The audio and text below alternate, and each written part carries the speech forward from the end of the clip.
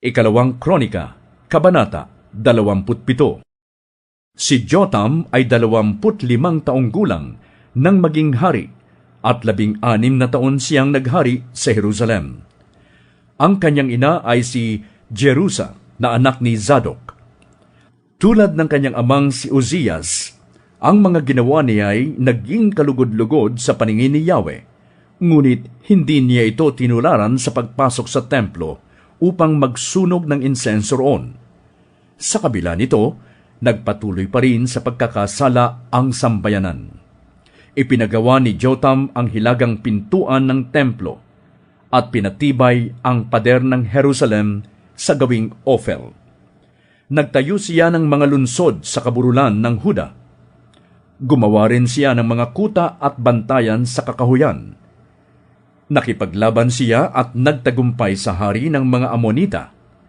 Nang taong iyon ay nagbayad sa kanya ang mga Amonita ng 3,500 kilong pilak, trigo na nakalagay sa 10,000 malalaking sisidlan, at sebada na nakalagay sa 10,000 malalaking sisidlan.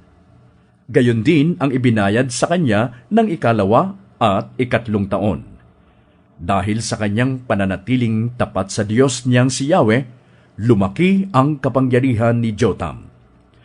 Ang ibang mga ginawa ni Jotam sa panahon ng kanyang paghahari, pati ang lahat niyang pakikipaglaban at ginawa sa panahon ng kapayapaan, ay nakasulat sa kasaysayan ng mga hari ng Israel at Huda.